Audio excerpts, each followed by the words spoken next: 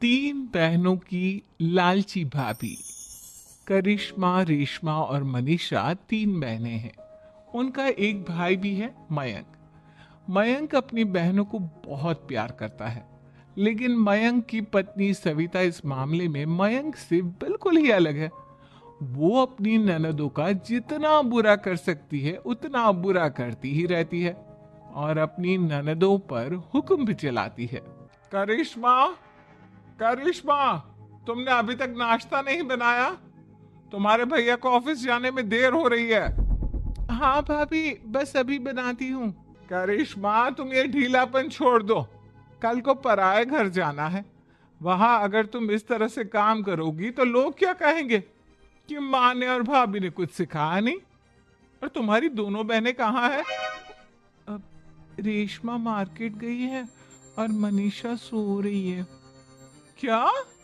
सुबह के 8 बज रहे हैं और ये महारानी अभी भी सो रही है?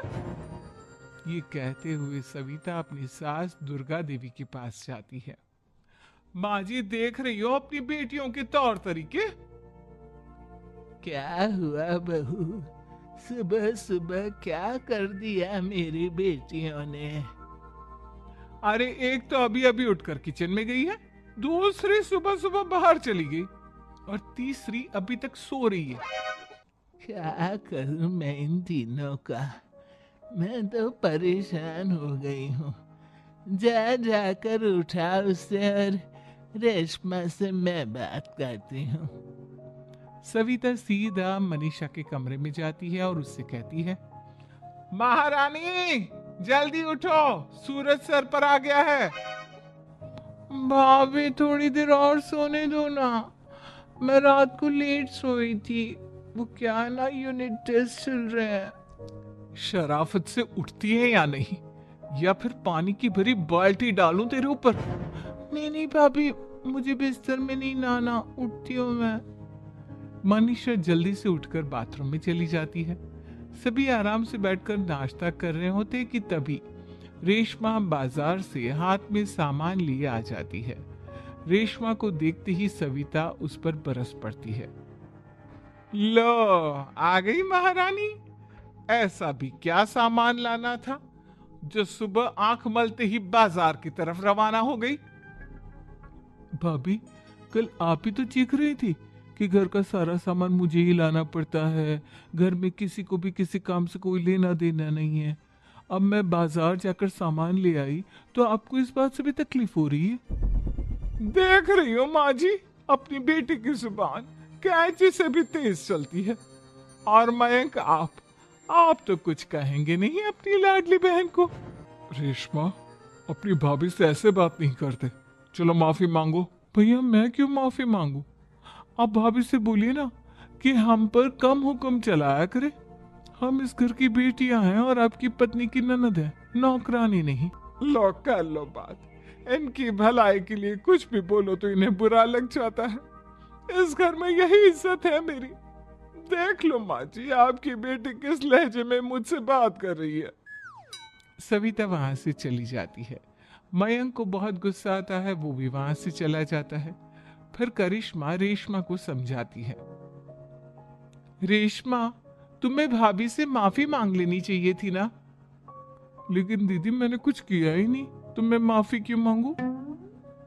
हाँ करिश्मा दीदी, रेशमा दीदी जैसे ही घर में आई भाभी ही उन पर चिल्ला रही थी।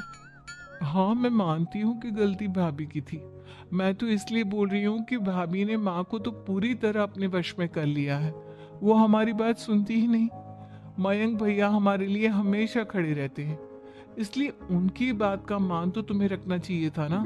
कोई फायदा नहीं दीदी, कुछ दिनों की बात और है, भाभी उन्हें भी हमारे खिलाफ भड़का देंगी। फिर वो भी माँ की तरह हमारी किसी बात का विश्वास नहीं करेंगे। इसी तरह सविता अपनी तीनों ननदों को किसी न किसी बात पर परेशान करती रहती थी। एक दिन मयंक अपनी तीनों बहनों के लिए गिफ्ट लाया।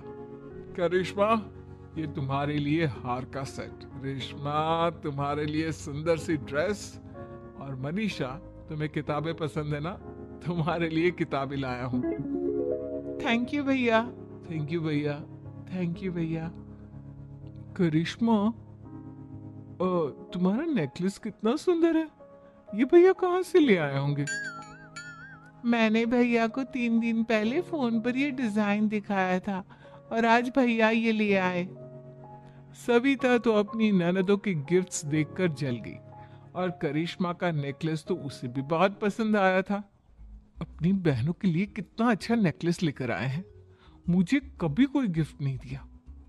मैं आज ही ये हार चुरा लूंगी। रात में सविता करिश्मा का हार चुरा लेती है और इसी तरह उसे अपनी ननदों की जो भी चीज अच्छी लगती वो उसे मांगती नहीं बल्कि रात के अंधेरे में चुरा लेती।